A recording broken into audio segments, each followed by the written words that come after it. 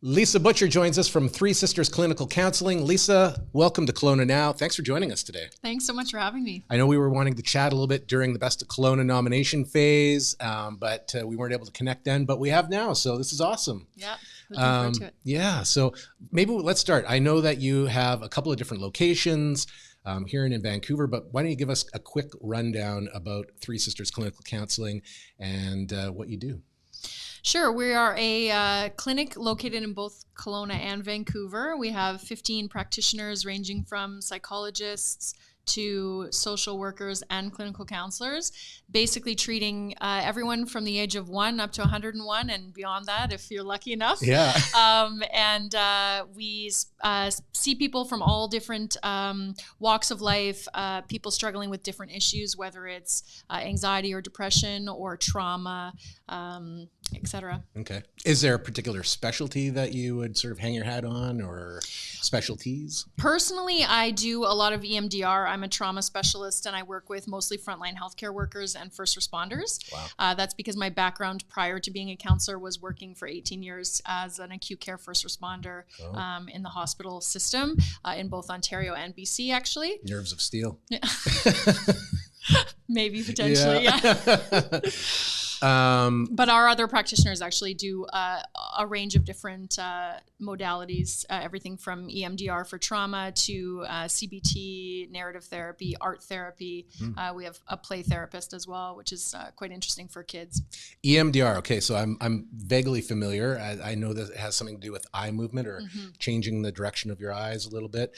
Why does it work? What is the underlying principle that makes it so effective? It's interesting when you ask that question, because when I first learned it, one of the first things it was presented as was when you're a baby and you're struggling with your sort of emotions, what does one of your parents do? They rock you and calm you down, and it's that kind of repetitive motion. And so interestingly with EMDR, it's eye movement desensitization reprocessing. And so what you're doing with your eyes actually is you're following someone's finger or a light, depending on, people can do it different ways. And it's that sort of movement or kind of rocking as a physiological reduction in stress. So that's sort of the basis of it. But then there's a whole other part to it about looking at underlying narratives and what we truly believe about ourselves as a result of our past experiences and the traumas that we've had. So it's quite effective for a lot of people, actually, I have to say, but it's specifically used by myself for frontline healthcare workers and first responders. Interesting. Wow. So how long has the practice been in play? So this is an interesting story because I started the practice just before COVID started. I named it Three Sisters Clinical Counselling after my 3 girls. I have 3 girls. It's very busy in my household. Yes. But it exploded actually as soon as COVID happened. I was actually quite worried when I started it because I thought, most businesses were shutting down at that time. And fortunately and unfortunately, so unfortunately for people who were struggling with their mental health during COVID, but fortunately for myself, it actually exploded my business. And I went from 1 practitioner, which was myself, to now we have 15 practitioners in 3 offices in 2 cities. So It's been quite exponential. So it's kind of been a good news, bad news story than COVID. I mean, not just for you and your business, but realistically, I feel like there's been a turn of tides around the stigma of mental health issues, like dramatic change in terms of openness to speak and seek help and all that kind of stuff. So what is it about the pandemic that caused or created this mental health crisis, and what does it look like? I think what we realized in the pandemic is that there were always people who were struggling with their mental health before the pandemic. And interestingly, I used to see a lot of people in my practice for social anxiety, because that's sort of a common thing that a lot of people struggle with. And I didn't see them at all during COVID. And the interesting part is they didn't have to find a reason not to go out. They didn't have to find a reason to make excuses. So they didn't feel that was a struggle for them during COVID because they enjoyed being at home. But for some of us who are more, let's say, social or not socially anxious, it was a huge impact. And I still continue to see an impact from COVID to this day. There's students who've been affected. People still have not recovered from the isolation that we experienced during that time. And it's created health anxiety and social anxiety in a lot of people. And there's still this sort of hybrid model that's happening in a lot of workplaces that's continuing to affect people, because despite the fact that they sometimes don't know it's affecting them, it actually is, and people working from home are actually struggling with it, even though that's sort of seen as an option now. That's good. Yeah. That's super interesting. Yeah. Wow. So working together in a spot might actually bring about mental health benefit versus being isolated at home alone, basically. Yeah. And it's interesting because a lot of people don't know, they talk about social versus antisocial. And they always say sort of, oh, I'm introverted versus extroverted. It's not actually. Introverted and extroverted has nothing to do with being social. Introversion is how you gain your energy, and extroversion is how you gain your energy. So if you're introverted, you actually gain energy from being by yourself. If you're extroverted, you gain energy by being around people. So it's not really about being social necessarily, because you can be introverted and actually be quite social. But when you are down on energy, you need to be by yourself. Right. So that's something that I think people have sort of come to understand since COVID is, they'll say, okay, well, prior to COVID, I used to be really extroverted and now I'm introverted. That's not necessarily the case, because I think really what we're talking about there is I used to be more social before COVID, but then I got used to not being social because of COVID. So this is something that I see actually continually on a weekly basis still in my practice. Wow. What are the top 3 things that you see come through the door, or that you would sort of say are the top, challenges that we're facing with our mental health these days?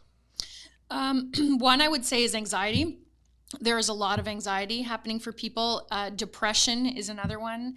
And then I would say trauma that has occurred but has not been dealt with prior to now. So, excuse me, this happens throughout our life where we experience traumatic things. Some people obviously more than others. Sorry. Sorry. Just in time. Yeah. But it actually shows up in how people are able to process things at work. So specifically for myself, when I see people who are frontline healthcare workers, people will actually end up being off for mental health issues because of something that's happened at work.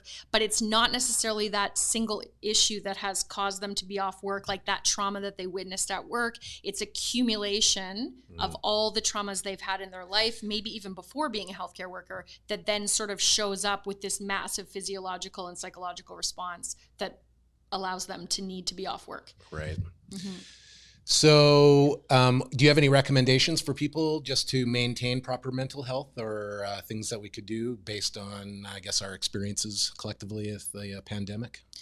I would say self-care is a huge one. I know everyone talks about self-care. It's not actually something people practice, though. They say they practice it, but they don't really.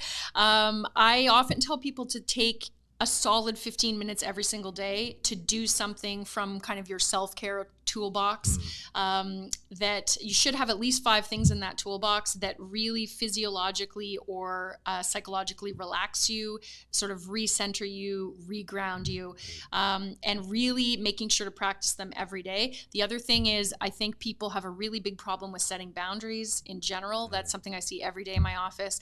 People think they set boundaries because they might say a boundary, but there's actually the enforcing part to the boundary as well, which people don't do well. So they say what they're not going to do, and then they end up doing it anyway, which I think really compromises people's mental health. So if anyone needs any help with boundary setting, for sure, I would say accessing counseling is something that really helps improve your mental health. Okay, awesome. Well, this has been a great bit of a primer and some education for us today on issues. And I didn't realize that there was such an explosion in terms of mental health issues that sort of sprung forth from the pandemic. I mean, you could maybe see it a little bit, but I mean, you're on the front line seeing it in real time. So is there anything else you might want to add? No, just if anyone is struggling at all with their mental health, whether it's themselves or their partner or their children, reaching out to us at Three Sisters Counseling. And we have multiple practitioners to choose from in multiple cities, all different modalities and all different specialties. So there's definitely somebody that you can find to fit with what you're looking for. Great. And how do we find you? www.threesisterscounseling.com. Okay. Thank you. Lisa Butcher, Three Sisters Clinical Counseling. Thanks for coming in. Thanks so much for having me. Yeah, you bet.